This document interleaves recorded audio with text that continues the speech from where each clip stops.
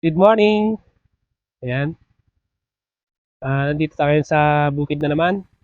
At ngayong araw ay pag-usapan po natin yung paano pala ako nagpapatubig dito. Anong ginagawa ko dito sa sa patubig niya. So, sa ngayon po ay nagmahal na naman po ng diesel oil, crudo. So, tumataas habang tumatagal. At effective tayo sa sa nangyayaring kaguluhan sa ibang bansa. So, ngayon ipapakita ko sa inyo kung paano magpatubig dito sa ating palayan. Dahil hindi po ito irradiated at pinapatubigin natin dito galing sa ano, engine. So, kinakailangan natin ng diesel, ng crudo, para ito ay mapatubigan. So, dito yung pinanggagalingan po ng tubig po natin ay galing po sa waig.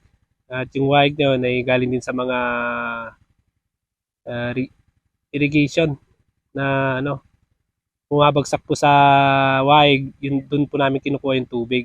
So pag wala din pong tubig sa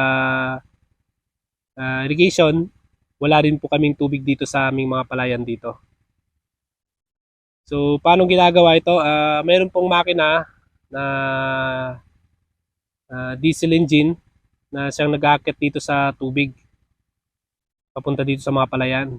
So dito makikita nyo na pag-akyat po ng tubig at bawat sinilong yung ganito, meron po siyang labasan.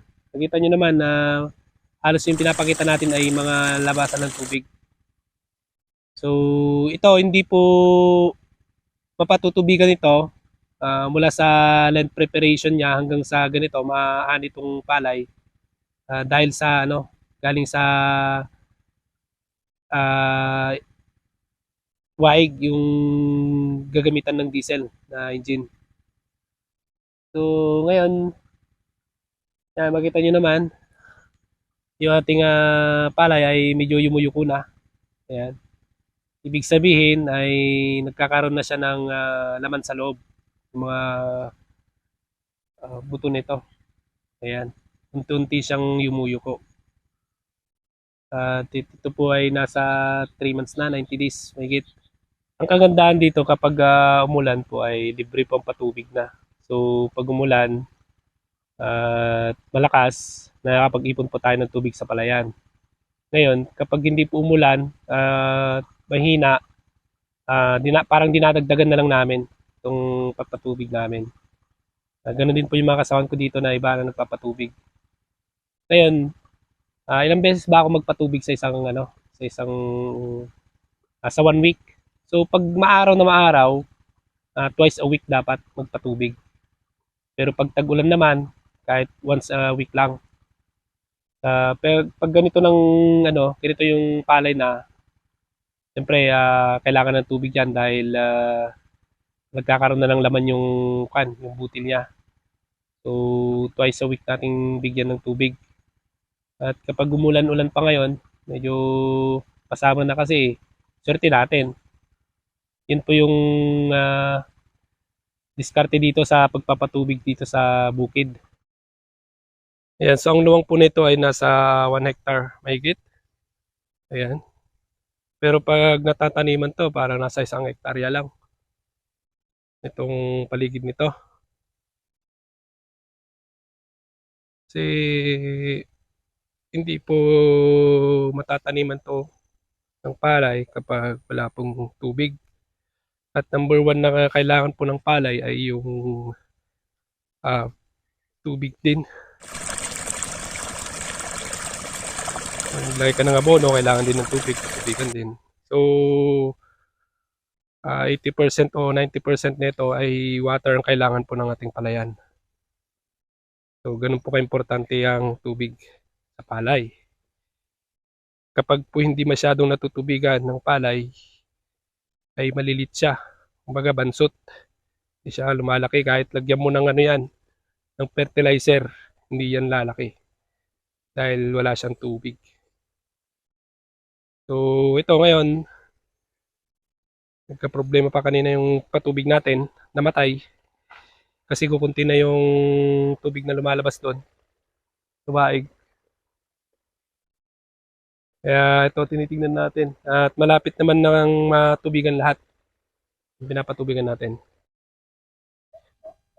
Yan, ilang litro bang ano, ilang litro ang tataka kayo siguro kung ilang litro yung nagamit natin sa ano, sa patubig natin. So ito po yung galon.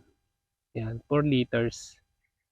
At ito po ay tatlong ganito po yung naubos ko sa isang patubigan lang. So, gumagastos ako ng 12 liters, minsan mahigit pa yung nilalagay natin na diesel oil sa makina para matubigan tong palayan po natin. So, yun po yung ginagamit ko. Minsan sabi nila yung makina daw medyo mahina dahil mabagal yung pag-akyat po ng tubig. So, sunod na mga ano natin, pag natin ano, susolusyonan natin yung patubig natin. Baka sakaling yung 3 galon mahigit na ganito ay magkakaroon na lang ng dalawa o isa. O, di, mas makakatipid po tayo sa pagpapatubig dito sa palayan. Kaya pag umuulan po, tuwang-tuwa po ako, no? Isa o dalawa na lang yung dinadagdag natin dito sa galon para matubigan ito dahil may tubig na galing sa ulan. Pero sa ngayon, pa-summer at pawala na rin ng ikakat nila ng tubig this sabi nila March 10 or March 15. So ano ngayon, March 9. So, bukas kakatop na nila. Ito dito kasi sa Bella sa Magat na nanggagaling po yung tubig po namin. So ayan, tingnan natin kung ano, aabot tayo. Siguro aabot naman tayo, payuko na kasi yung ano natin palay eh. Ayan yung kanyang mga butid.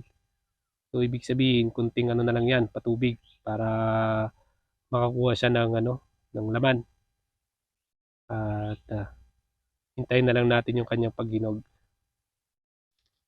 Yan, so ganito po kahalaga yung pagpapatubig natin dito sa palayan. At hanggang dito na lang po yung vlog po natin sa ngayon.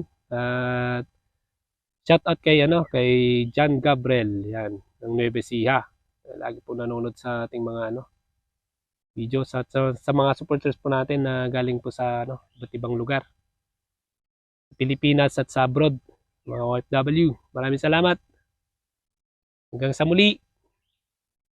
Biyag ti Manalon. Bye-bye. Ayun.